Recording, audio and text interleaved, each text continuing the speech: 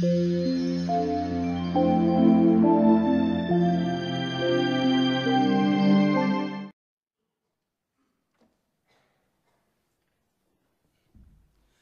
평안히 주무셨죠? 예, 저희가 어저께 이어서 계속 하도록 하겠습니다. 10시대 9분부터 좀 다시 한번 시작하실까요? 그래서 제가 조금씩 더 깊이 들어가고요. 오늘 저녁 때는 아마 포로 귀환에 대한 좀 더 자세한 이야기를 드릴 수 있을 것 같습니다. 지금은 더 그 10시대에 대해서 더 자세한 얘기는 드리진 않을 거고요. 어저께 저희가 했던 거 한번 정리하는 이삭, 야곱, 요셉. 그 중에 세 번째 족장의 이름을 기억하시겠습니까? 야곱. 창세기 46장에 의하면 그 야곱이 70명을 이끌고 애굽, 이집트로 내려가게 되지요. 그때 브엘세바에 잠깐 멈춰요. 그 이유 중에 하나는 이쪽에 써도 될까요? 여기가 사이가 있고 요단강이 있고 갈릴리가 있으면요, 여기가 네게브가 한글 성경에는 남방이라고 되어 있는 곳입니다. 여기는 사람이 살지 않고요, 이스라엘의 남쪽 경계선은 이쪽이에요. 그리고 여기서부터 이집트가 시작됩니다. 그런데 브엘세바는 여기에요. 야곱이 70명의 가족들이 이끌고 내려가다가 여기 브엘세바에서 잠깐 멈춰요. 그래서 머뭇거리는 장면이 나와요. 그래서 왜 여기서 머뭇거릴까? 여기가 남쪽 경계인데 왜 여기서 머뭇거릴까라는 질문을 가진데요. 브엘세바가 사람이 살 수 있는 가장 마지막 땅입니다. 그 다음부터는 광야이기 때문에 사람이 살지 못해요. 그래서 이스라엘 사람들에게 정치적인 경계선은 여길지 몰라도 마음 안에 있는 이스라엘의 최남단은 브엘세바입니다. 그러니까 여기를 넘으면 이제 이스라엘을 벗어났다라고 생각하는 것이에요. 그래서 창세기 46장에 의하면 야곱이 이 브엘세바에서 70명의 가족들 이끌고 가다가 잠깐 멈칫하는 장면이 나오죠. 이끌고 어디로 내려가죠? 애굽으로 내려갑니다. 그래서 애굽 시대가 시작됩니다. 애굽에서는 모두 몇 년을 살았나요? 430년을 살았습니다. 그래서 누구에 의해서 출애굽을 했죠? 모세예요. 모세에서 출애굽하자마자 바로 약속의 땅 가나안 땅에 들어갔나요? 아니에요. 광야에서 모두 몇 년을 살았나요? 40년이요. 그리고 방황의 시간은요? 38년입니다. 모세가 죽고 그 다음에 여호수아가 리더가 됩니다. 그래서 어떤 시대가 되냐면은 가나안 정복이 되죠. 그래서 여호수아가 죽은 다음에 여러분 잘 기억하세요. 이스라엘의 리더는 세습직이 아니에요. 그렇지요? 모세가 죽은 다음에 모세의 아들이 그 리더의 자리를 이어받지 못합니다. 여호수아가 죽은 다음에 그 리더의 자리를 여호수아의 아들이 이어받지 못해요. 그러니까 이스라엘의 리더는, 왕은, 대표는 절대로 세습직이 아닙니다. 누가 그 다음에 여호수아가 죽은 다음에 어떤 직분의 사람들이 리더의 역할을 감당하냐면은 사사가 역할을 감당합니다. 그래서 가나안 정복 및 사사가 되죠. 사사시대가. 사사기에 언급된 사사는 모두 몇 명일까요? 12명. 6명의 대사사, 6명의 소사사. 첫 번째 사사는요, 온니엘. 온니엘의 장인은요, 갈렙. 두 번째 사사는요, 에훗. 에훗의 지파를 기억하시겠습니까? 베냐민. 베냐민의 이름 뜻은요, 오른손의 아들이란 뜻이에요. 그러나 에훗의 특징은요, 오른손에 장애가 있는 사람이에요. 세 번째 사사는 드보라. 네 번째 사사가 유명하죠? 기드온. 그 다음에 다섯 번째 사사는요, 입다. 그리고 여섯 번째 사사는 삼손입니다. 사사는 세습직일까요? 아닐까요? 아닙니다. 절대로 아니에요. 그러니까 모세, 여호수아, 그리고 모든 사사들, 그러니까 이스라엘의 리더는 절대로 세습직이 아니에요. 여러분, 마지막 사사가 누구였지요? 사무엘입니다. 사무엘이 참 영적인 사람이고 참 뛰어난 사람이고 역사상 그런 하나님의 사람은 배출하기가 쉽지 않지요. 그런데 사무엘도 어떤 오류에 빠졌냐면은 자기 아들을 사사로 세우려고 하는 그 유혹에 빠졌어요. 그래서 사사는 절대로 세습직이 아니라고요. 그럼에도 불구하고 사무엘이 그것을 알았음에도 불구하고 말년에 자기 아들을 자기 대신해서 사사를 세우려고 해요. 그때 이스라엘 사람들이 반란을 일으켜요. 안 된다. 당신의 아들은 우리의 사사가 될 수 없다. 그러면 우리에게도 왕을 달라라고 말하는 장면이 사무엘상 8장이에요. 그래서 왕을 요구해서 하나님이 그것을 들어주셔서 이제 사울 왕이 첫 번째로 등극하게 되는 것이겠죠. 첫 번째 왕은요, 사울. 두 번째 왕은 다윗. 세 번째 왕은 솔로몬입니다. 그러면 언제부터 왕이 세습직이 되는가라는 질문을 가지게 될 수 있겠죠. 그건 사무엘하 7장을 저희가 근거로 잡을 수 있습니다. 사무엘하 7장은 다윗 언약이라는 곳이에요. 그때 하나님이 다윗에게 나타나셔서 처음으로 다윗 후손을 이제 왕조로 세우시겠다는 약속을 하시는데, 그게 바로 다윗 언약이에요. 그 다윗 언약을 통해서 다윗은 합법적으로 자기가 하나님께 받은 왕권을 자기 아들에게 물려줄 수 있는 합법적인 권한을 갖게 되는 것입니다. 그 이후부터 세습직이 되는 것이지, 그 이전은 절대로 왕권과 리더는 세습직이 아닙니다. 여기까지 따라오셨나요? 그래서 통일왕국 시대가 되고요. 혹시 솔로몬이 죽던 해를 기억하시겠습니까? 예, 931년에 솔로몬이 죽고 어떤 일이 벌어지냐면요, 북이스라엘과 남유다로 나눠지죠. 북이스라엘의 초대왕은요, 여로보암. 남쪽의 초대왕은요, 르호보암. 북이스라엘 초대왕인 여로보암을 포함한 왕은 모두 몇 명이었을까요? 19명이었습니다. 왕조는요, 모두 9번이 바뀌어요. 어느 나라에서 멸망을 당하죠? 아수르에서요. 이 연도도 혹시 기억하시겠습니까? 722년이에요. 그러면 북이스라엘의 수도가 궁금하지요. 첫 번째 여로보암이 북이스라엘 왕이 되었을 때는 수도가 사마리아가 아니었습니다. 이건 저희가 아마 수요일 날쯤 더 자세히 말씀드릴 수 있을 것 같아요. 여로보암이 왕이 되었을 때 수도는 세겜이었습니다. 그리고 여로보암 나답까지 첫 번째 왕조는 세겜이고 두 번째 왕조인 바하사엘라, 그때는 디르샤로 옮겨요. 그리고 네 번째 왕조인 오므리 때 가서야 사마리아 옮깁니다. 그때 이거는 제가 수요일에 더 자세히 말씀드리도록 할게요. 그 오므리 왕조부터 해서 북이스라엘의 수도는 사마리아로 계속 진행되게 되죠. 그 아수르가 사마리아를 무너뜨리고 이제 북이스라엘 멸망시키게 된 것이 722년입니다. 남유다의 초대왕은 르호보암이지요. 르호보암을 포함해서 통치자는 모두 몇 명이었나요?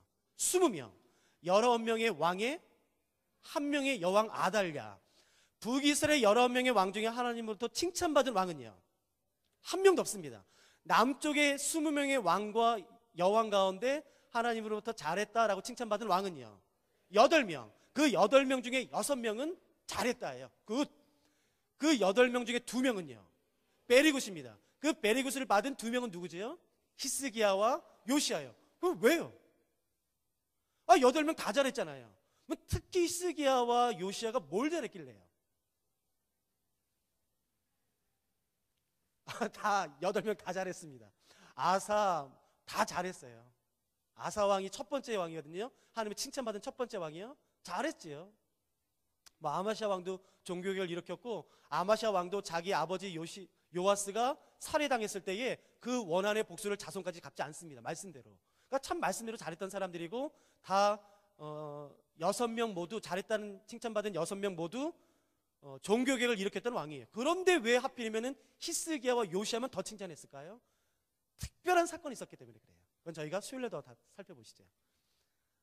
아무튼 그 20명의 왕 중에 8명의 왕이 칭찬받았습니다.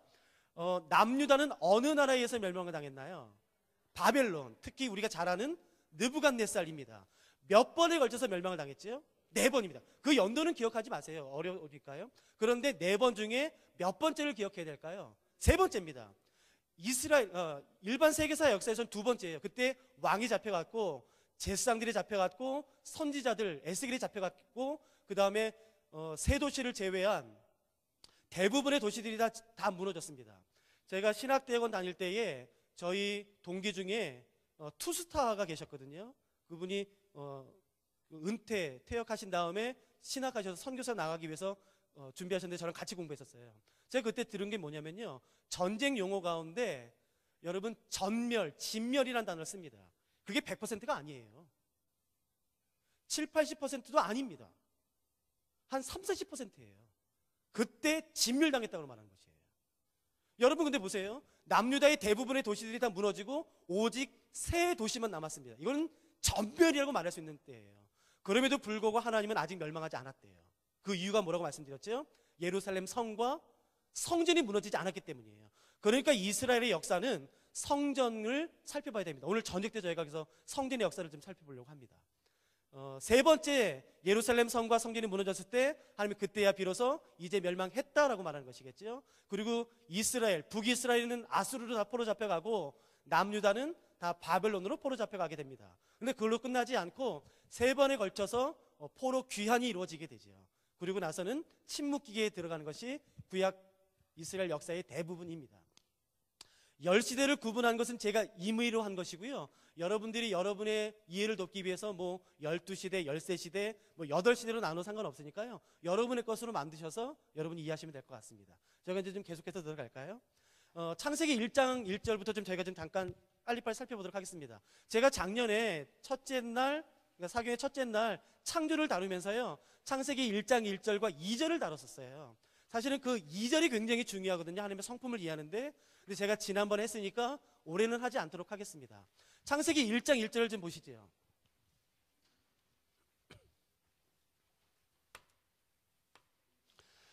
창세기 1장 1절은 이렇게 시작되죠. 태초에 하나님이 천지를 창조하시니라예요. 잘 들어보세요. 태초에 하나님이 천지를 창조하셨다입니다. 물론 이제 여기도 혹시 신학하신 분이 계시고 목사님이 계시니까요. 그 히브리어 원문에는 더가 없습니다. 정관사가 없어요. 그래서 영어 성경에 지금 여러분이 가지고 계신 영어 성경에는 in the beginning으로 되어 있지만 정확한 번역은 in the beginning이 아니라 in beginning이에요.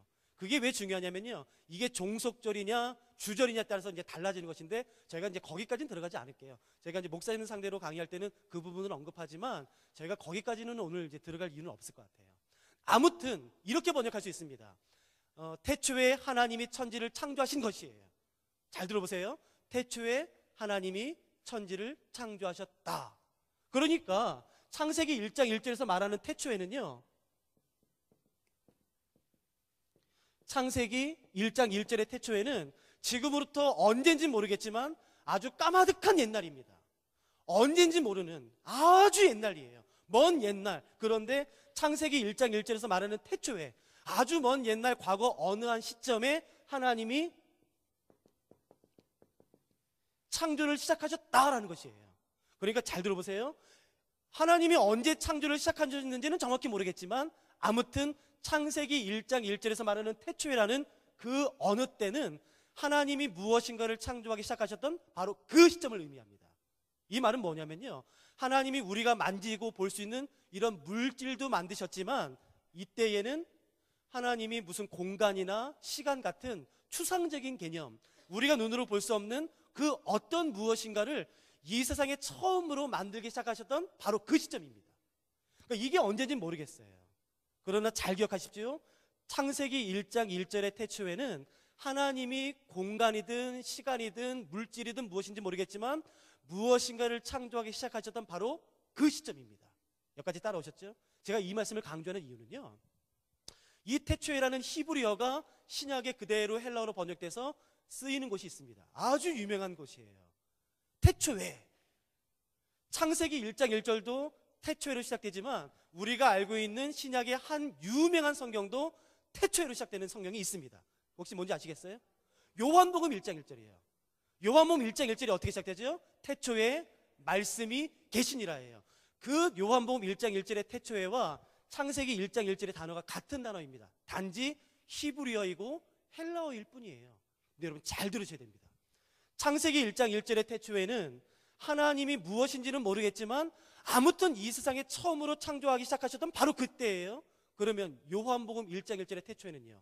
단어는 같지만 의미도 같은지 보세요. 태초에 말씀이 계시니라. 요한복음 1장 1절이에요. 태초에 말씀이 계시니라.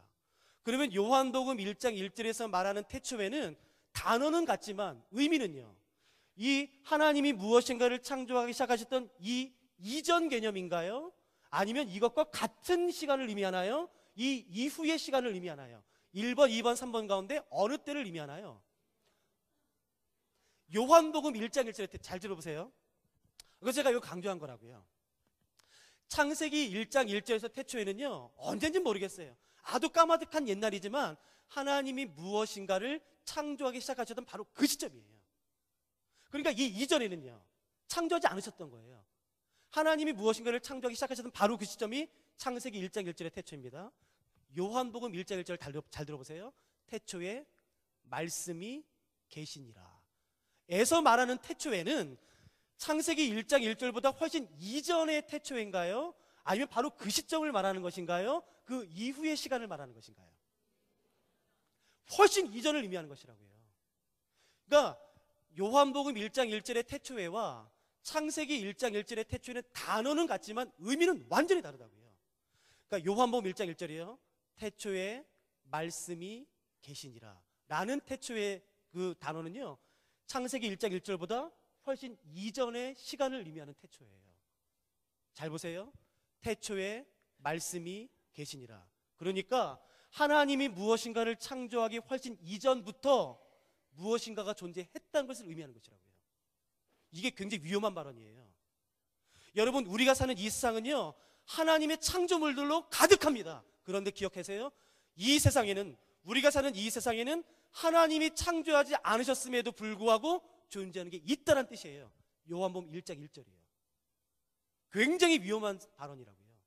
태초에 하나님이 창조하기 훨씬 이전부터 말씀이 있었대요. 그러니까 보세요. 그 말씀은 하나님의 창조물인가요? 아닌가요? 아니에요. 이건 반드시 명확히 기억하셔야 돼요. 요한복음 1장 1절에서 말하는 말씀은요, 태초에 말씀이 계시니라 할 때 그 말씀은 하나님의 창조물인가요? 아닌가요? 아니에요. 이거 이단 발언인데. 이 세상에는 하나님이 창조하기 훨씬 이전부터 무엇인가 존재했었대요. 근데 요한복음 1장 1절은 그게 바로 말씀이래요. 잘 들어보세요. 태초에 말씀이 계시니라, 이 말씀이 하나님과 함께 계셨대요. 요한복음 1장 1절은요. 이 말씀이 하나님과 함께 계셨대요. 여러분, 제 입에서 말이 나갑니다.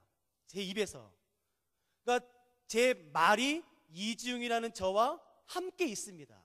마치 그것처럼 태초부터 말씀이 있었는데 그 말씀이 하나님과 함께 계셨답니다. 그래서 우리가 어떤 오해를 갖게 되냐면요, 제 입에서 말이 나가기 때문에 제 말, 이지웅이라는 사람의 말과 이지웅은 함께 있어요. 그래서 제가 입을 다물면요, 제 말은 어떻게 될까요? 사라지죠. 제가 죽으면 제 입에서 나오는 모든 말들은 어떻게 될까요? 같이 사라지죠. 그러니까 말과 그 사람이 함께 있지만 말이 저에게 종속되어 있는 것처럼 마치 이 말씀이 하나님에게 종속되어 있는 것 같은 느낌을 가져요. 말씀이 하나님과 함께 계셨으니 라는 그 말에서요. 잘 들어보십시오. 그때 함께라는 단어가 적혀졌어요. 영어로는 with로 번역됐습니다. 이 함께, 태초에 말씀이 계시니라, 이 말씀이 하나님과 함께 계셨다에 사용된 헬라어 전치사는 좀 어렵지만 프로스라는 전치사예요. 이건 좀 기억하셔도 괜찮으실 것 같은데요. 이 프로스라는 헬라어 전치사를 with 혹은 함께로 번역했습니다. 그래서 태초에 말씀이 계시니라, 이 말씀이 하나님과 함께 계셨다 할 때 그렇게 번역된 것이에요. 그런데 헬라어 사전을 찾아보시면 이 프로스라는 전치사에는 함께 with라는 뜻이 있습니다. 그런데 1번이 아니에요. 이 프로스라는 헬라어 전치사를 가장 정확하게 문자 그대로 직역해서 번역하면은 with가 아닙니다. 이렇게 번역할 수 있는 것이에요. 영어로는 이렇게, 제가 이제 헬라어 영어 사전을 가지고 있으니까 그 영어 사전이 이렇게 되어 있습니다. face to face로 되어 있어요. 그 헬라어 프로스라는 with, 함께로 번역된 전치사의 원래 뜻은 뭐냐면요, face to face예요. 다른 말로 하면요, 얼굴과 얼굴을 맞대어 함께 있다는 뜻이에요. 그러니까 제가 한번 요한복음 1장 1절을 직역해서 번역해 드릴게요. 태초에 말씀이 계시니라. 이 말씀이 하나님과 함께 계셨는데 어떤 모습으로 함께 계셨는지 아시겠어요? 마치 이 말씀이 하나님과 독립된 존재로, 동등된 위치로 얼굴과 얼굴을 맞대어 계신 것처럼 함께 계셨다는 뜻이에요. 이해되시겠어요? 이 말씀이 하나님에게 종속되어 있었던 개념이 아니라 이 말씀이 하나님과 완전히 독립된 존재로 얼굴과 얼굴을 맞대어 있는 것처럼 독립된 존재로 동등된 위격으로 함께 계셨다는 뜻이에요. 그리고 이 말씀은 하나님의 창조물이 아니라는 것이에요. 어머 세상에, 이런 이단적 발언이 어디 있어요? 이 세상에 하나님이 창조하지 않으신 게 존재한다니. 그러니까 요한복음 1장 1절은 잘 되셔야 돼요. 태초에 말씀이 계시니라. 이 말씀이 하나님과 함께 계셨으니, 여러분 그 다음 말씀 기억나세요? 이 말씀은 곧 뭐죠? 하나님이세요. 그러니까 요한복음 1장 1절은 어떻게 말하는 거냐면요, 하나님이 또 다른 하나님과 완전히 독립된 존재로, 그러나 동등된 위격으로 얼굴과 얼굴을 맞대어 함께 계셨다는 것을 요한복음 1장 1절에서 말하고 있는 것이에요. 그러니까 또 한 명의 하나님이 계신 것이에요. 뭐 이런 게 다 있어요. 어떻게 그럴 수가 있어요?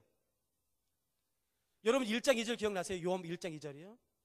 태초에 말씀이 계시니라 이 말씀이 하나님과 함께 계셨으니 이 말씀은 곧 하나님이시라.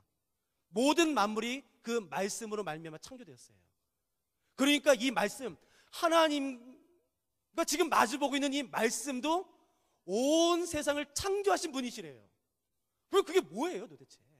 근데 요한복음 1장 14절에서는 그 비밀을 밝힙니다. 이 말씀이 육신으로 오셨대요. 육신 가운데 거하심에 우리 가운데 거하셨대요. 그래서 우리가 그 말씀을 봤대요. 봤더니 아버지 독생자의 영광이 충만하더래요. 그러면 그 말씀, 요한복음 1장 1절에서 말하는 그 말씀은 도대체 누구신가요? 예수님이시라고요. 이해되시겠습니까? 그러니까 이걸 꼭 정리하십시오. 예수님은 하나님의 창조물인가요? 아닌가요? 아니라고요. 여호와의 증인에서는 예수님을 모든 만물보다 뛰어난 존재로는 인정하지만 하나님의 첫 번째 창조물이라고 가르칩니다. 아니요, 성경 그렇게 말하지 않아요. 예수님은 하나님의 창조물이 아니라 예수님은 누구신가요? 그분이 하나님이세요. 하나님이 이 세상의 모든 만물을 창조하기 훨씬 이전부터 하나님과 독립된 존재로 동등된 위격으로 얼굴과 얼굴을 마주 대하면서 온 세상을 창조하신 바로 그 하나님이 바로 예수 그리스도라고 성경이 말하는 것이에요. 이해되시겠어요? 절대로 예수님은 하나님의 창조물이 아니에요. 그분은요 하나님이세요. 이것이 바로 삼위일체 교리라고요. 여러분 근데 이거는 신비입니다. 죄송합니다만 여기까지밖에 설명이 안 돼요. 성부 하나님, 성자 예수 그리스도, 성령 하나님이 따로 존재하시는 것이에요. 완전히 독립된 존재로요. 그러나 그분이 한 분이시라는 것이 기독교에서 가르치는 삼위일체 교리입니다. 죄송합니다만 여기까지밖에 설명 안 됩니다. 저도 주일학교 주일학교에서 가르치는 교재요. 그걸 제가 감수하거든요. 그 감수할 때 제가 하나 지적한 게 있었어요. 아직도 기억나는 것 중에 하나가, 물론 그분이 몰라서 썼다고 생각해요 저는. 그래서 제가 물어봤더니 모르고 그 예를 쓰신 거더라고요. 주일학교 이렇게 가르칠 때, 삼위일체를 가르칠 때 이런 예를 많이 쓰세요. 하나님, 예수님, 성령님은 한 분이십니다. 마치 물과 수증기와 얼음이 하나인 것처럼 하나님, 예수님, 성령님도 한 분이세요. 물이 수증기가 되었다가, 수증기가 물이 되었다가, 물이 얼음이 되었다가 서로 다른 모양이 되지만 H2O라는 그 성분으로 동일한 것처럼 하나님도 그렇게 또 동일하신 분이십니다 라고 가르쳐요. 죄송합니다만 그건 이단이에요. 그거는 종교, 그 삼위일체 논쟁, 어거스틴 논쟁 때 그 이단이 썼던 예예요. 그래서 우리는 어떻게 알고 있냐면요, 하나님이 예수님이 되시는 것이에요. 그리고 예수님이 승천하시면서 성령님이 되시는 거예요. 아니요, 그건 이단이에요. 그거는 정통 기독교에서 가르치는 것이 아닙니다. 하나님, 예수님, 성령님이요 따로 존재하세요. 성경에 보면 예수 그리스도께서 이 땅에 오셨을 때에 하나님이 친히 말씀하십니다. 그러니까 특히 요한계시록에 보면 하나님과 예수 그리스도와 성령님이 한 곳에 동시에 함께 계시는 장면이 나와요. 죄송합니다만 삼위일체는 여기까지밖에 설명이 안 돼요. 우리가 이해하기는 그 신비입니다. 그런데 성경에서는 분명히 말하는 것이죠. 하나님이 계세요. 성부 하나님이 계십니다. 그리고 또 중요한 것은요, 성자 예수 그리스도가 계세요. 그리고 그분은 하나님이세요. 하나님과 동등된 위격과 동등된 능력과 동등된 모든 것을 가지고 계신 그분은 하나님이세요. 그분이 말씀이 육신이 되어 우리 가운데 거하셨고 우리를 위해서 오신, 그래서 구원하신 바로 예수 그리스도이십니다. 그래서 우리가 이 분명한 사상을 가지고 있을 필요가 있죠. 근데 제가 그 다음 구절을 좀 살펴보고 싶어요. 요한복음 1장 4절을 좀 보시겠습니까? 요한복음 1장이요. 이걸 너무 시간을 많이 끌었는데요. 30분이나 갔는데. 요한복음 1장 1절부터 제가 4절까지 읽어드릴 테니까 잘 보십시오. 태초에 말씀이 계시니라. 이 말씀이 하나님과 함께 계셨으니 이 말씀은 곧 하나님이시니라. 그가 태초에 하나님과 함께 계셨고 만물이 그로 말미암아 지은 바 되었으니 하나도 그가 없이는 지은 것이 하나도 그가 없이는 된 것이 없느니라. 4절입니다. 그 안에 생명이 있었으니 이 생명은 사람들의 빛이라 라는 말씀이에요. 여러분 1장 4절을 잘 기억하십시오. 그 안에 생명이 있었다라고 말하는 것이에요. 이 요한복음이 기록될 당시에는요, 수많은 사람들이 생명을 갖는데 많은 관심을 가졌습니다. 어떻게 하면 영원히 사는가? 어떻게 하면 늙지 않고 오래 사는가? 이거 뭐 비단 이때뿐인가요? 2000년 전인가요? 지금도 그래요. 지금도 맞으시잖아요. 안 늙으려고요. 그러니까 어떻게 하면 오래 사나? 어떻게 하면 늙지 않나? 그게 관심이에요. 여러분, 중국의 황제 가운데 가장 유명한 황제 중에 한 명은 아마 진나라의 시황제일 거예요. 진나라 시황제면 기억나는 건요, 만리장성 쌓은 겁니다? 아니요. 우린 만리장성보다 더 유명하게 기억하는 게 있습니다. 뭐죠? 불로초 구하는 것이에요. 그러니까 어떻게 하면 죽지 않을 수 있는가? 그러니까 그거는 동서고금을 막론하고 모든 사람들의 관심입니다. 어떻게 하면 내가 오래 살 수 있나? 어떻게 하면 죽지 않을까? 영원한 생명을 소유할 수 있는가? 그 관심이 있었어요. 근데 재밌는 사실은요, 이 요한복음이 기록될 당시 AD 90년경, 지금으로부터 약 2000년 전이겠죠. 그때 수많은 사람들이 어떻게 하면 생명을 가질 수 있는가? 라는 질문을 가졌을 때에 그런 거짓 교사들이 어떻게 가르쳤냐면요, 첫 번째, 은밀한 체험을 해야 되는 것이에요. 은밀한 체험, 신비로운 체험을 하면은 생명을 얻는다라고 가르쳐요. 그래서 수많은 사람들이 무아지경에 빠집니다. 여러분, 근데 지금도요, 인도나 파키스탄이나 그런 동남아 가시면요, 그렇게 가르쳐서요, 예배를 어떻게 드는지 아세요? 같은 단어를 반복해서 무아지경에 빠뜨립니다. 왜요? 그러면 영생을, 신을 만난다는 것이에요. 무아지경이에요. 이렇게 막 계속하면서요, 같은 단어를 반복하면요, 그게 방언처럼 돼요. 그게 꼭 방언처럼 들려요. 그리고 막 무아지경에 들어가면요, 이상한 소리를 하면서요, 눈이 뒤집히고서, 그러면 신과 교접된다는 것이에요. 여러분, 지금도 그렇게 가르쳐요.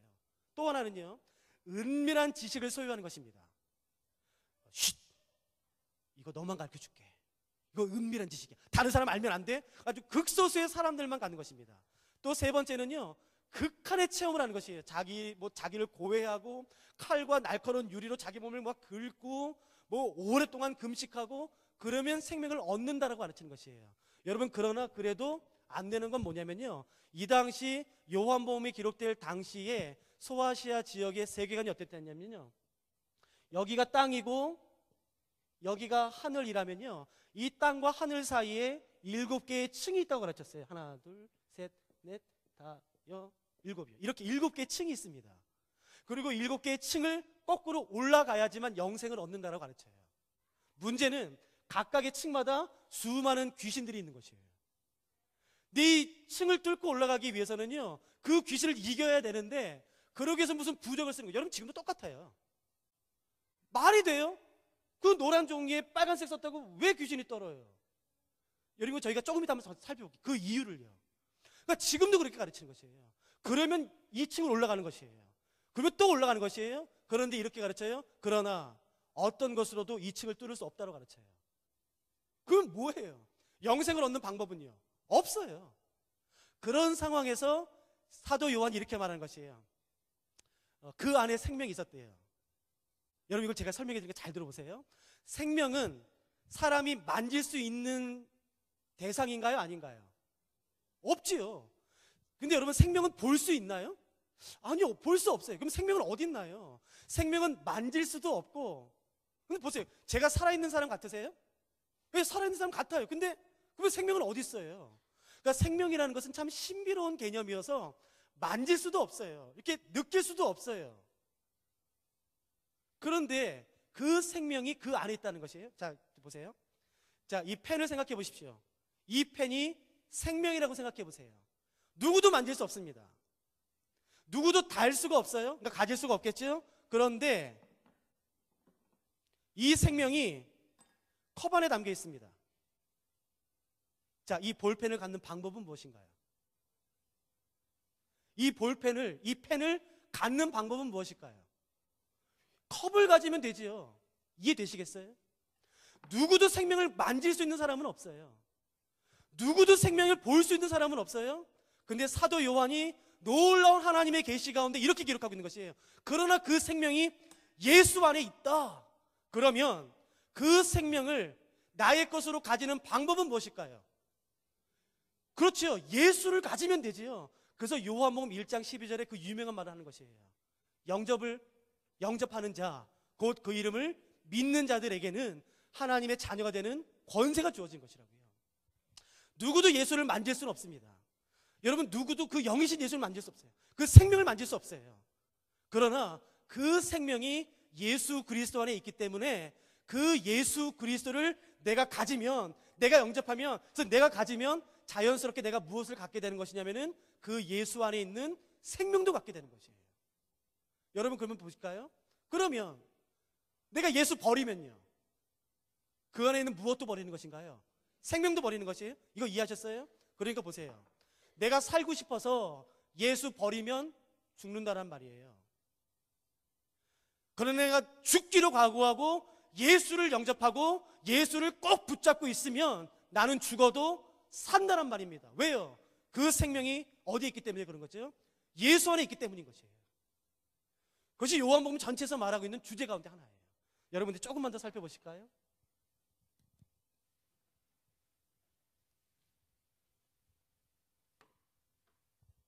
그 가스레인지를 딱 켜면요, 불이 올라옵니다. 그렇게 닿으면 뜨거운 거 느끼세요? 예, 그걸 열이라고 말하죠. 열의 반대말은 뭘까요? 열의 반대말, 차가움이죠. 차가움은 아시잖아요. 열의 반대가 차가움이에요. 근데 여러분 아세요? 제가 물리학책에서 직접 받고 제가 물리학자한테 직접 들었어요. 여러분, 차가움이라는 것은 이 세상에 존재하지 않는 거예요. 이 세상에는 차가움이라는 것은 없습니다. 차가움의 실체가 없어요. 여러분, 차가움은 만일에 실체가 있다면 더 차갑게 할 수 있다고요. 그런데 차가움이라는 것은 실체가 없기 때문에 사람이 지금 가지고 있는 실력과 기술과 지혜로 가장 차갑게 할 수 있는 온도가 몇인지 아세요? 273도입니다.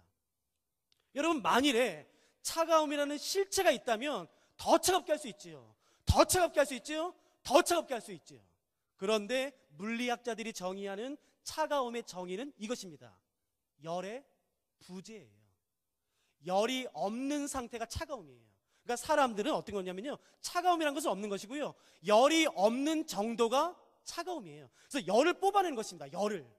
그래서 우리가 가지고 있는 인간의 기술과 지혜와 노력으로 최대한 우리가 살고 있는 이 지구상에서 뽑아낼 수 있는, 가장 많이 열을 뽑아낼 수 있는 온도가 마이너스 273도인 것이에요. 그러니까 기억하십시오. 차가움이라는 실체는 없어요. 열이 없는 상태가 차가움일 뿐입니다. 여기까지 이해되셨죠? 생명의 반대말은 무엇일까요? 죽음이요. 여러분 아세요? 죽음은 실체가 없는 것입니다. 여러분이 죽음을 정의해 보세요. 죽음은 뭐죠? 예? 생명이 없는 상태가 죽음이에요. 죽음이라는 실체는 없다고요. 생명이 없는 상태가 죽음이라고요. 그러니까 에베소서 2장 1절에서는요, 우리가 태어날 때 이미 죽은 상태로 태어난 것이라고요. 허물과 죄로 죽었던이라고요. 여러분, 자꾸 우리가 죽을 수밖에 없는 죄인이라고 말한다고요. 아니요, 정확히 인식하십시오. 우리는 죽은 상태에서 태어난 것이에요. 예수 그리스도 없는 상태에서 태어나는 것이기 때문에 이 세상의 모든 사람들은 죽은 상태로 태어난 것입니다. 이미 죽은 사람들인 것이에요. 그러니까 살아나는 유일한 방법은 뭐냐면요, 생명을 가지고 있는 예수 그리스도를 내가 영접하는 것이에요. 여러분, 그때 살아나기 시작하는 것이에요. 여러분, 봄을 사람들이 왜 이렇게 좋아하나요? 봄. 생명이 움터든다고요. 생명이. 그러니까 우리가 그걸 볼 때 힘이 난다고요. 여러분, 내 삶에 생명이 없다고 느껴지세요? 생기가 없다고 느껴지세요? 예, 제가 비결을 가르쳐 드릴까요? 어떻게 하면 내 삶에 생명으로 가득 찰 수 있을까요? 어떻게 하면? 무엇으로 가득하면 내 삶에 생명으로 가득 찬 삶을 살 수 있을까요? 예수 그리스도예요. 내가 예수 그리스도로 충만하면 그 예수 그리스도 안에 있는 생명이 나의 것이 돼서 내가 생명으로 가득 차는 것이라고요. 그러니까 살기 위해 예수를 버린다고요? 내가 지금 너무 바쁘기 때문에 기도를 못하겠다고요? 죄송합니다만 그런 바보 같은 소리가 어디 있습니까? 바쁘세요? 살고 싶으세요? 그러면 기도하셔야죠. 그러면 더 예수 그리스도로 충만해지셔야죠. 예수로 충만할 때에 많이 예수 안에 있는 생명이 나의 것이 된다고요. 살고자 하는 자는 죽을 것입니다. 그러나 죽고자 하는 자는 반드시 살 거예요.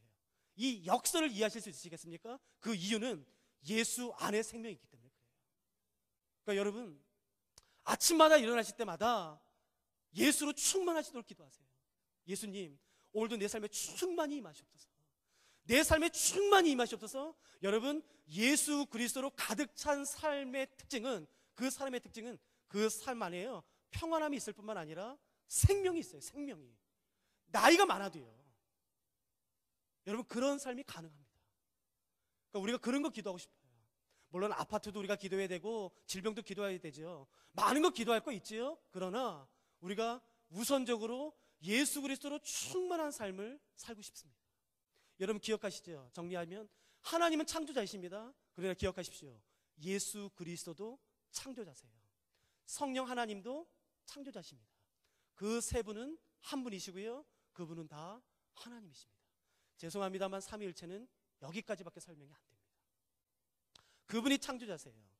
여러분, 그분이 창조하시고 그 다음 날, 첫째 날부터 여섯째 날까지 창조하시고 그 다음 날 어디에 들어가셨지요? 안식에 들어가셨어요. 그래서 저희가 한번 그걸 잘 살펴보시죠. 여러분, 우리는 지금 안식일을 지키나요? 주일을 지키나요? 여러분, 성경에는 안식일을 지키라고 나오나요? 주일을 지키라고 나오나요? 근데 왜 주일을 지키세요? 그러니까 이게요, 이단들이 아주 쓰는 항상 단골 메뉴라고요. 그러니까 저희가 오늘 그거 한번 살펴보시죠. 아니, 분명히 성경에는 안식일을 지키라고 나와요. 그러면 우리는 왜 그 성경에 나오는 안식일을 지키지 않고 주일을 지키는가? 그걸 저희가 좀 같이 살펴보시죠. 성경에 안식일을 지켜라, 그 10계명이 처음 나오는 성경이 어딜까요? 출애굽기 20장입니다. 한번 출애굽기 20장 보시겠습니까?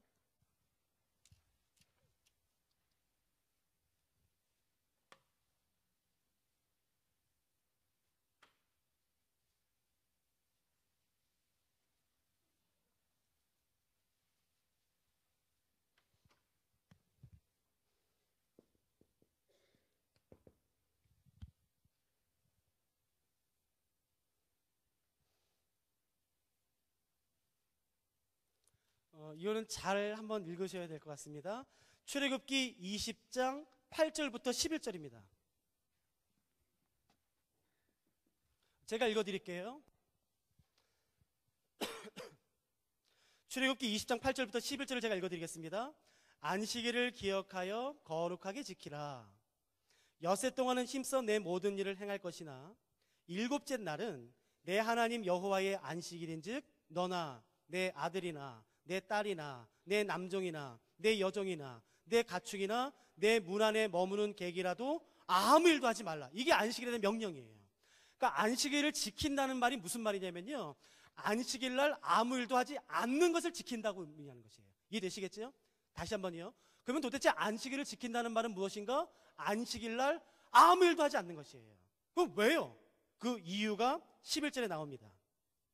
이는 엿새 동안에 나 여호와가 하늘과 땅과 바다와 그 가운데 모든 것을 만들고 일곱째 날에 쉬었음이라.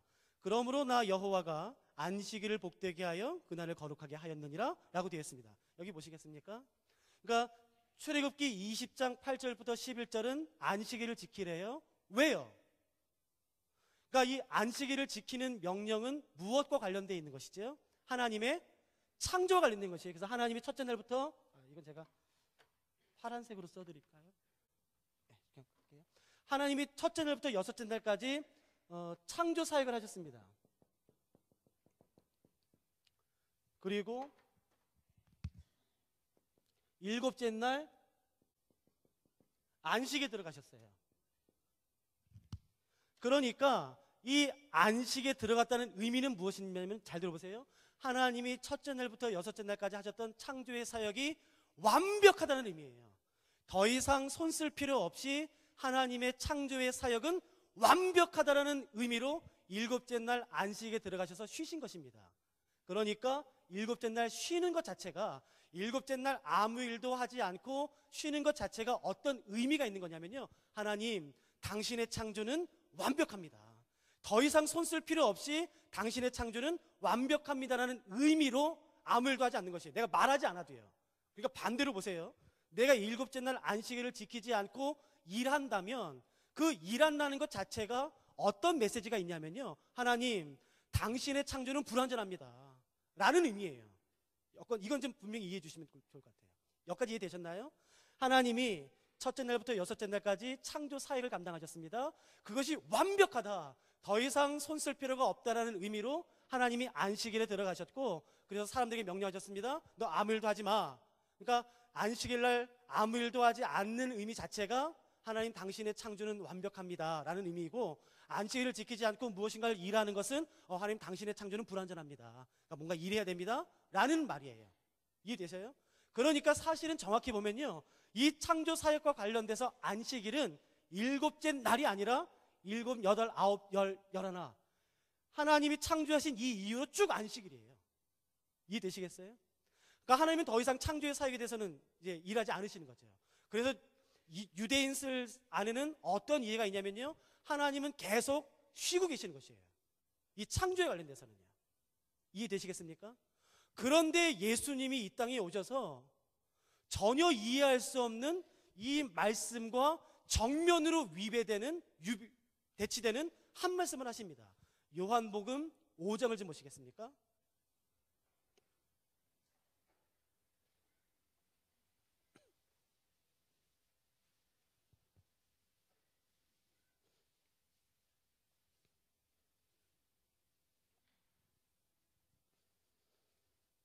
요한복음 5장을 보십시오.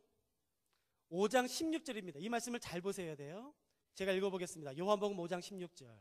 그러므로 안식일에 이런 일을 행하신다 하여 유대인들이 예수를 박해하게 된지라. 여러분 보세요. 안식일날 일을 하면 되나요, 안 되나요? 안 됩니다. 그건 맞아요. 안식일에 일을 하는 것 자체가 비록 선한 의도로 병을 고쳐주는 일을 한다 할지라도 안식일날 일을 하는 것 자체가 어떤 메시지가 있냐면요, 하나님 당신의 창조는 불완전합니다 라는 무언의 메시지가 있는 것이라고요. 그러니까 안식일날은 어떤 일도 하면 안 된다고요. 근데 예수님이 일하세요. 그래서 그 다음에 아주 의미심장한 말씀을 하십니다. 5장 17절이에요. 예수께서 그들에게 이르시되, 잘 들어보십시오, 내 아버지께서 이제까지 일하시니 나도 일한다는 것이에요. 여러분, 그렇다면 이 말씀은 제가 지금 전에 설명드렸던 출애굽기 말씀과 어떻게 되는 것인가요?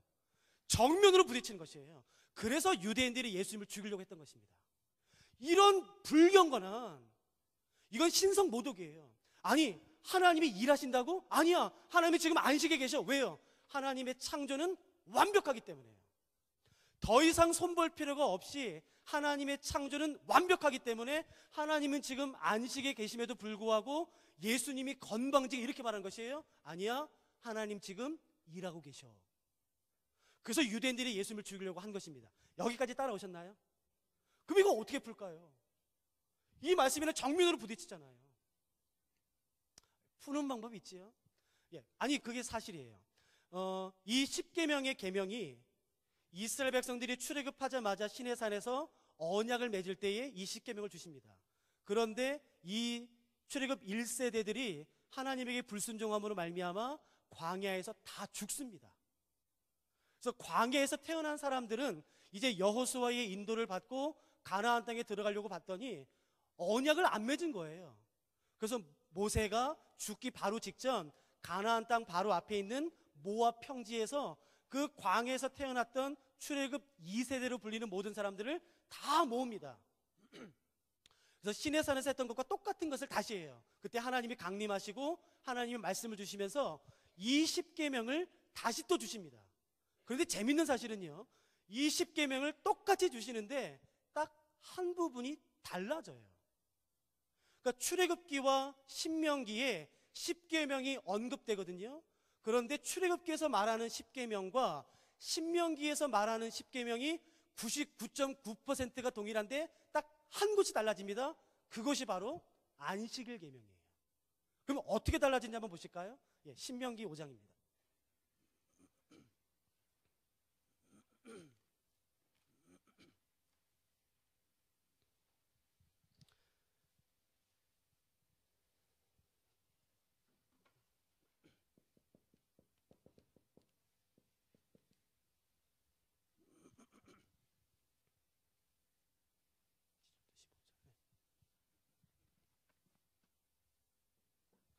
신명기 5장 12절부터 15절 말씀입니다.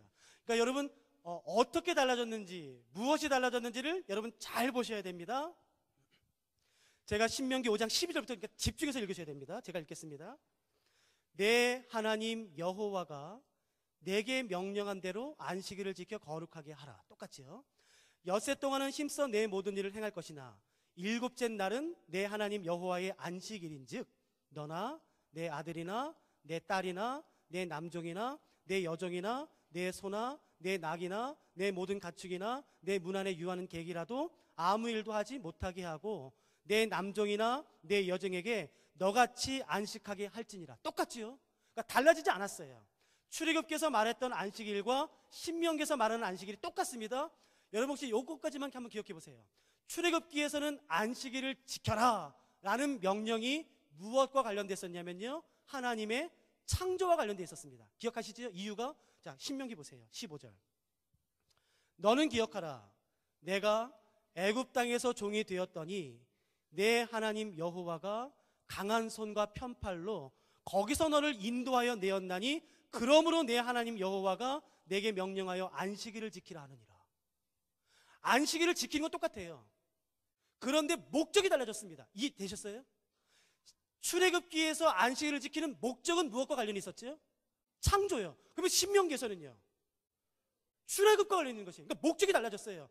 안식일을 지키는 것은 동일하지만 목적이 달라졌습니다. 그러니까 정확히 보시죠. 출애굽기는 하나님의 창조와 관련되어 있었습니다. 그러나 신명기는요, 출애굽과 관련되어 있어요. 여러분 그때 출애굽이 뭘 의미하는지 아세요?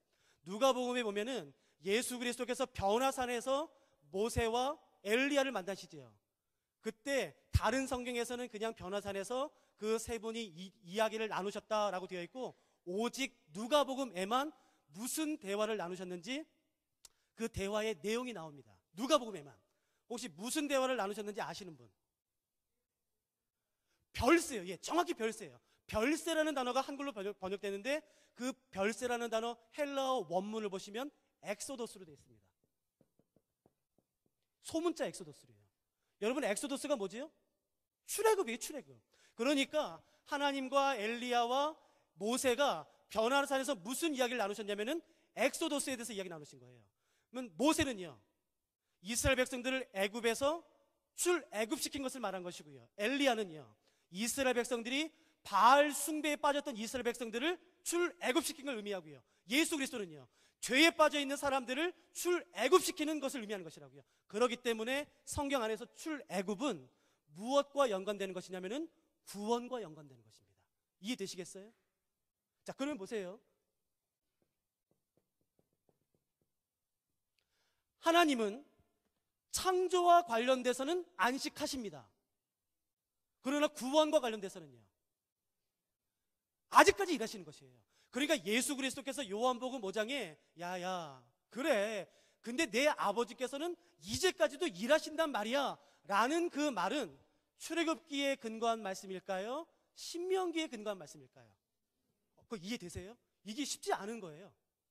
그러니까 예수 그리스도는 하나님의 창조의 사역을 무시하신 분이 아니라고요.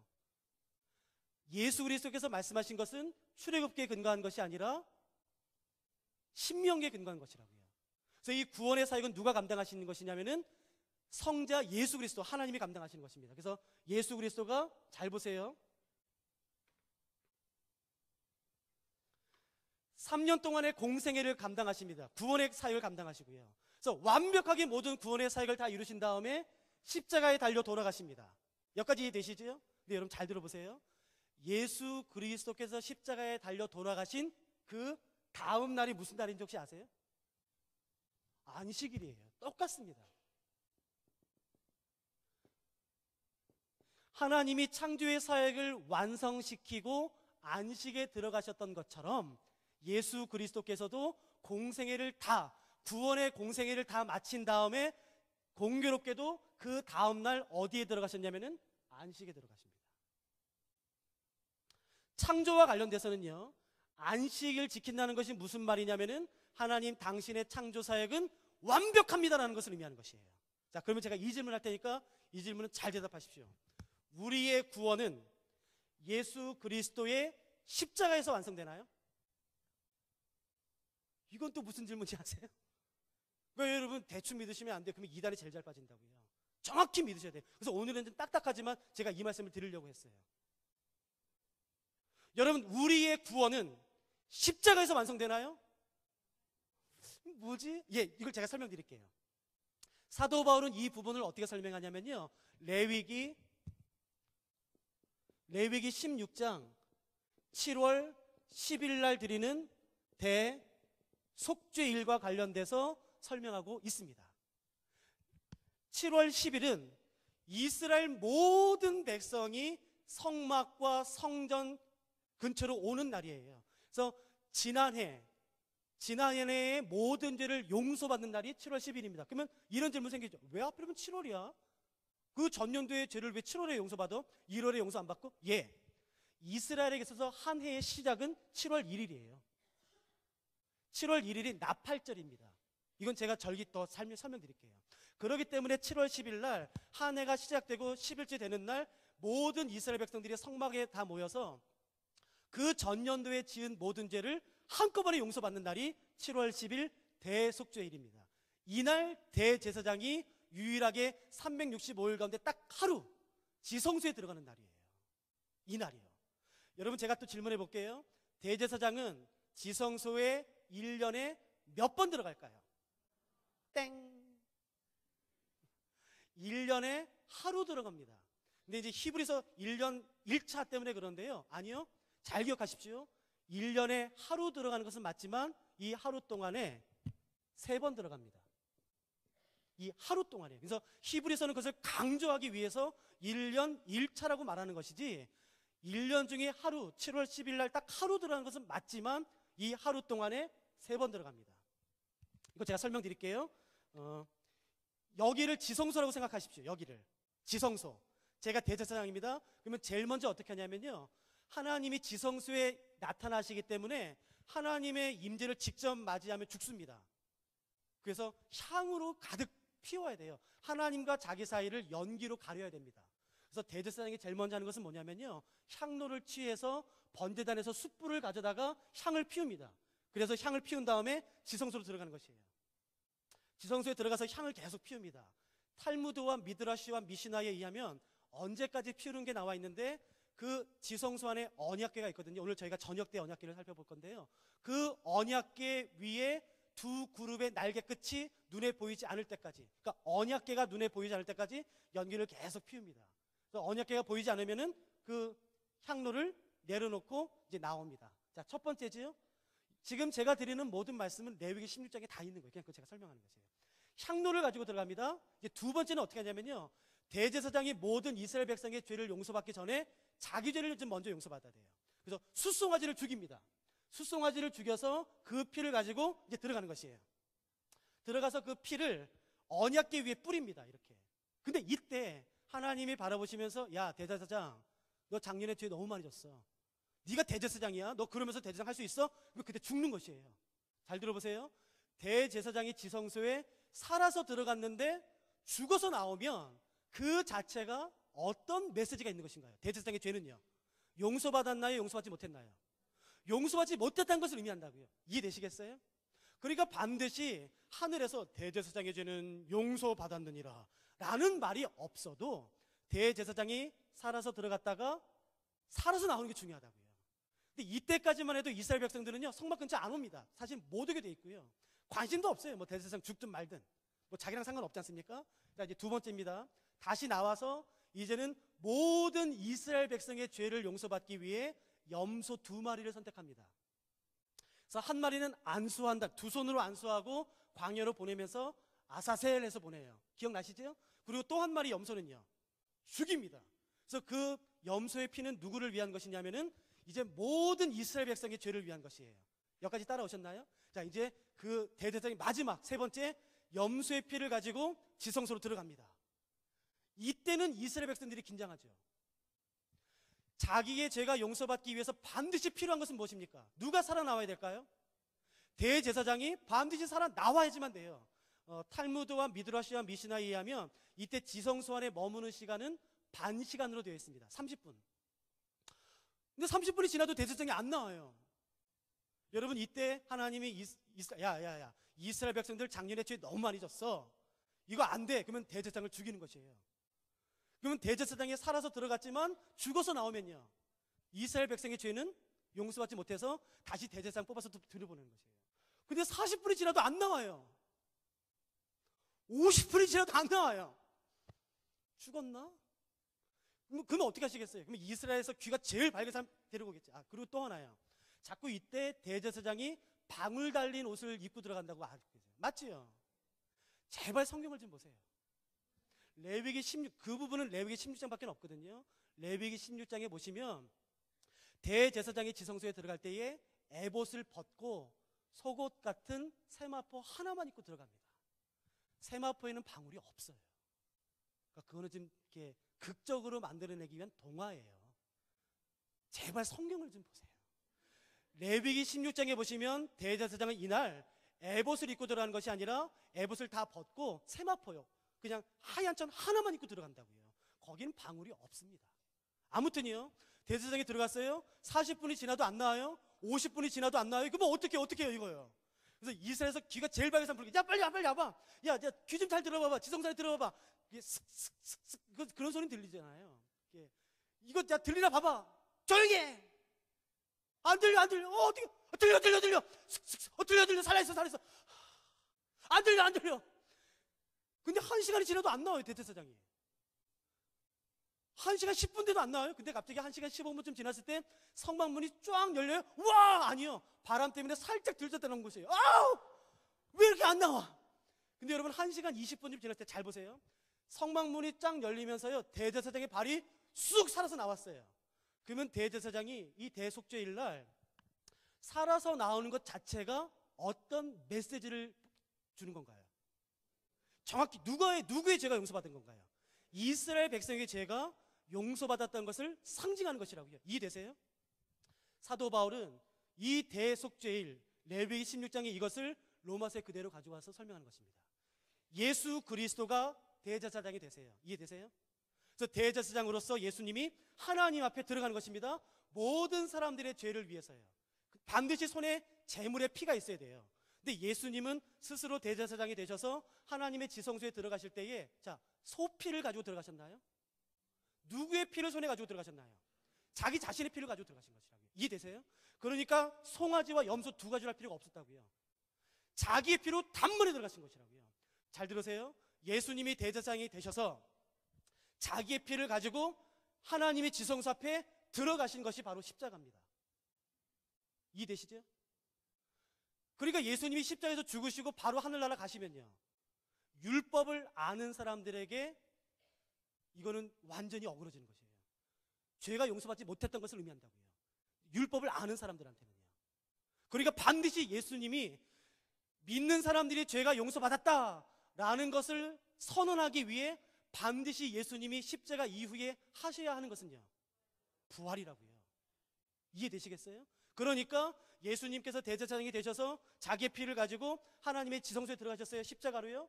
그리고 살아서 나오셨어요. 그러니까 예수님이 부활하신 것 자체가 어떤 메시지가 있는 것이냐면은 이제 예수를 믿는 모든 사람의 죄는 다 용서받았다는 것을 의미하는 것이라고요. 그게 부활이라고요. 그러니까 부활절은 단순히 계란 나눠주는 데가 아니라고요. 부활절이 얼마나 놀라운 것인데요. 그거 이해되시겠어요? 자, 그러면 제가 다시 한번 살펴볼게요. 로마서 4장 25절을 좀 보시겠습니까? 이 말씀이 이제 이해가 되시나?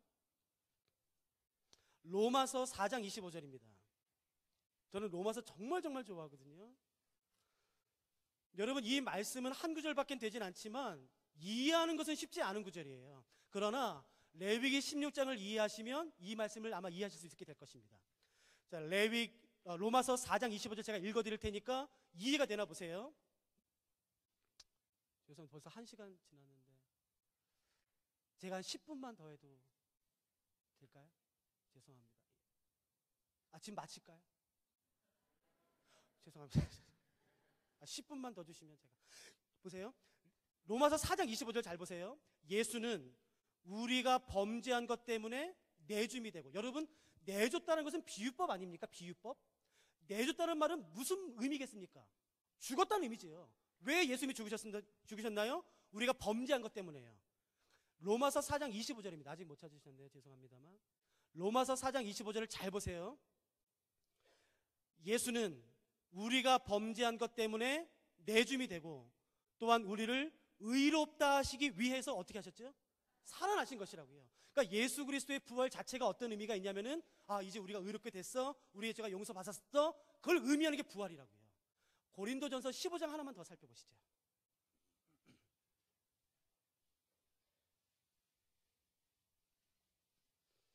고린도전서 15장은 전체가 다 부활장이지만 저희가 다 오늘 살펴보긴 힘들 것 같고요.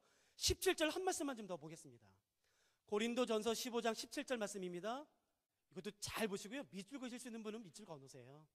제가 읽겠습니다. 고린도전서 15장 17절. 혹시 옆에 도와줄 수 있는 분이 계시면요, 찾아서 좀 도와주셔도 괜찮을 것 같습니다.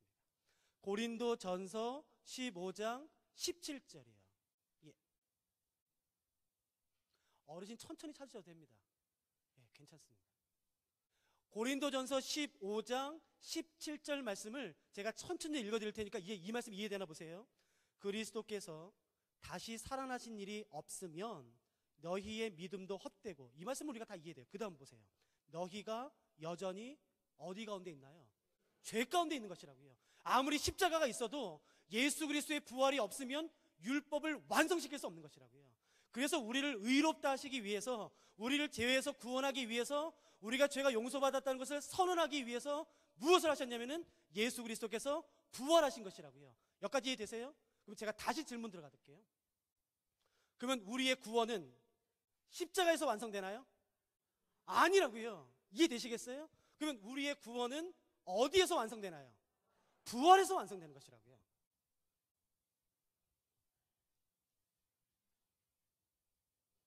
그래서 예수 그리스도께서 십자가에 죽으시고 안식에 들어가셨다가 안식 그 다음 날 예수님이 부활하신 것입니다. 그래서 우리는 예수 그리스도의 구원이 완벽합니다. 우리를 구원함에 있어서는 예수 그리스도 이외에 다른 사람은 필요가 없습니다. 당신 한 분이면은 충분합니다 라는 의미로 어느 날을 지키는지 아시겠습니까? 부활하신 날을 기념해서 지키는 것이에요. 이 날이 근데 공교롭게 주일이에요. 일요일이에요. 그래서 우리는 일요일을 주일로 지키는 것입니다. 그러니까 보세요. 이 관점에서 보면요, 구원과 관련돼서 관점에서 본다면 주일을 지키지 않고 안식일을 지키는 것은 무슨 의미인지 아시겠습니까? 이런 메시지예요. 예수님, 당신의 구원은 불완전합니다. 우리에게 그러니까 다른 구원자가 필요합니다 라는 것을 의미하는 것이에요. 그래서 이단 가운데 안식일을 지키는 대부분의 이단들은 예수 이외에 다른 구원자를 제시할 수밖에 없는 것이에요. 그래도 이건 공부한 이단이에요. 이것도 모르는 이단들도 많아요. 이해되시겠습니까? 그러나 창조와 관련돼서는요, 안식일을 지키는 게 맞아요. 이해되시겠어요? 창조와 관련돼서는요, 안식일 날 지키는 것이 무슨 의미가 있냐면은 하나님, 당신의 창조는 완벽합니다. 더 이상 손쓸 필요가 없습니다. 그러나 구원과 관련돼서는요, 주일을 지켜야 됩니다. 이해되시겠어요? 그러니까 여러분들이 우리가 주일날 어떤 말을 하지 않아도 우리가 주일날 함께 모여서 주일을 지키는 것 자체가 어떤 메시지를 주님께 드리는 것이냐면은 예수님, 당신의 구원은 완벽합니다. 우리를 구원함에 있어서 예수 이외에 다른 구원자는 필요 없습니다. 당신 한 분이면은 충분합니다 라는 메시지가 주일을 지키는 것에, 주일 성수에 담겨 있는 것이에요. 이해되시겠습니까? 그러니까 교회가 주일 성수를 강조하는 것이에요. 근데 그걸 자꾸 오해해서 교회가 너무 율법적이야. 아니에요. 율법적인 게 아니라 우리가 주일 성수를 하는 것 자체가 그런 놀라운 의미가 있는 것이라고요. 그러니까 우리가 주일을 지키는 게 맞지요. 이해되시겠습니까? 그러니까 여러분 이단에 속지 마세요. 자꾸 이런 말 한다고요. 이단들이 내가 교회에서 못 들은 말 내가 해줄게. 정말이야, 내가 한 번도 못 들었어. 막 들으면 어머 이런 게 있었어? 근데 우리 목사님 보면 이런 거 나한테 속이고 말도 안 해주고. 여러분 잘 보세요. 혹시 지금 앞에서 전하는 제가 그렇게 무식하게 보이세요? 저 그래도 영국에서 공부하고 왔어요. 저 영국에서 4년만 동안 성경 가르치고 왔어요. 잉글리시로. 제가 그렇게 무식하게 보이세요? 아니요. 여러분, 근데 제가 아는 것은요, 기독교 역사 가운데 정말 수많은 하나님의 사람들이 있으시고요, 뭐 어거스틴이나 토마스 아퀴나스 그런 위대하신 분, 칼빈이나 루터 같은 그런 분들은요, 저는 그분들 발꿈치도 못 따라가요. 그 지혜와 지식은요, 영감은요. 저 같은 사람은요, 여러분 그분들이 무식한 분이 아니라고요. 그분이 영감 가운데 수많은 연구를 통해서 이런 말씀들을 해놨다고요. 그런 교회에서 말하지 않는 이유는 뭐겠습니까? 맞지 않기 때문에 말하지 않는 것이라고요. 우리가 성도들을 속여서 뭐합니까? 뭐 떡이 나옵니까? 뭐가 나옵니까? 그런 거 아니라고요. 그게 진리가 아니기 때문에 말하지 않는 거죠. 근데 자꾸 이단들은 뭐냐면요, 교회에서 한 번도 들어보지 않은 거 내가 말해줄게. 내가 안 들었어. 이거 안 들었어. 이거 교회에서 한 번도 안 들었어. 그런데 속지 마시라고요. 그러니까 제발 부탁드리고 싶은 거는요, 이상한 데 가서 성경 공부하지 마세요. 교회 가서 하시라고요. 제가 물산 태화교회 목사님, 부목사님, 전사님 알아요. 상당한 지식과 영감을 가지고 계신 분이에요. 그러니까 여러분 다른 데 가서 제발 공부하지 마시고, 혹시 여기에 울산 태화교회 아닌 분들이 오셨다면 반드시 기억해 주십시오. 여러분이 출석하고 있는 교회에 가서 성경을 질문하세요. 그분들이 웬만큼 대답해 드릴 수 있어요. 그분들이 모르는 거라면 아무도 모르는 것이에요. 제가 영국에서도 성경을 가르치다 왔지 않습니까? 한국의 신학의 수준이 세계적입니다. 정말이에요. 믿어주세요, 제발. 그러니까 여러분, 저도요, 깨끗한 메시지 전하기 위해서요, 지난 11년 동안 하루에 4시간밖에 안 잤어요. 깨끗한 메시지 전하고 싶어서요. 앞에 서는 건 두려운 거라고요. 어떻게 저 같은 놈이 하나님을 전합니까? 그런 두려운 마음이 저만 있겠습니까? 아니요, 다 있어요.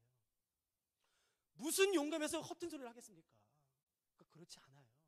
그러니까 여러분이 출석하시는 교회 담임 목사님, 교역자님들을 신뢰해 주시고 그분들의 신앙의 지도를 따르시는 것이 가장 낫습니다. 신천지에 계신 분 계시다면요, 빨리 나오세요. 그거는 여러분 너무 비도덕한 거 아닙니까? 나가서 다른 데 가서 전도한다면 전 이해는 되겠습니다. 근데 어떻게 속이고 교회에 들어와서 교회를 이간질 시킵니까?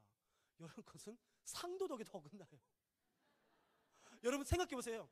양성태 목사님이요, 우리 이제부터 교회 부흥을 위해서 여기 1구역은 울산교회, 여기는 어디 교회, 어디는 어디 성결교회 들어가서 앞으로 1년 드릴 테니까 그 교회 성도들의 3분의 1을 교회로 데리고 오십시오. 여러분 그렇게 한다면 여러분 어떻게 하시겠어요? 미쳤어. 아니 어떻게 저런 말을 할 수 있어요? 안 그러시겠어요? 여러분 그건 너무 부도덕한 것이에요. 너무 부도덕한 것이에요. 왜 그런데 현혹되세요? 현혹되지 마시고요, 바른 교회로 오셔서요, 바른 진리를 들으십시오. 그 진리가 우리를 살찌우고요, 우리를 건강하게 하실 거예요. 여러분, 제가 한 12분 지나서 너무 죄송합니다. 저희가 그러면 오전은 여기까지 하고요. 사실은 제가 지금 죄까지 들어갔었어야 되거든요.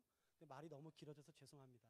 저희가 여기서 멈추고 식사하신 다음에 다시 모이도록 하겠습니다. 아마 전사님이나 목사님이 나오셔서 광고해 주실 것 같습니다. 제가 기도하고서 마치겠습니다. 사랑하는 하나님, 우리가 얼마나 지식이 있으면 하나님 말씀을 다 깨달아 알겠습니까? 우리가 1억만 년을 살면은 그 하나님 말씀을 다 깨달아 알 수 있겠습니까? 아니요. 우리 같은 사람들이 어떻게 하나님의 그 놀라운 지식과 신비들을 다 깨달아 알 수가 있겠습니까? 우리가 늘 주의 말씀 앞에 겸손할 수 있도록 도와주시고, 하나님 저 먼저 제가 무슨 아는 척하지 않도록 도와주시고, 제가 주의 말씀 앞에 정말 겸손히 무릎 꿇고 깨끗한 말씀 전할 수 있도록 도와주시옵소서.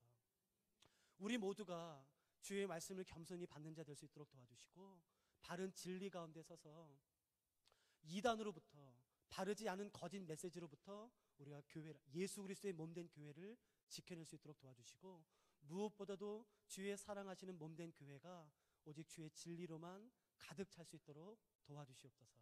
감사합니다. 사랑하는 예수 그리스도의 이름으로 함께 기도드렸습니다.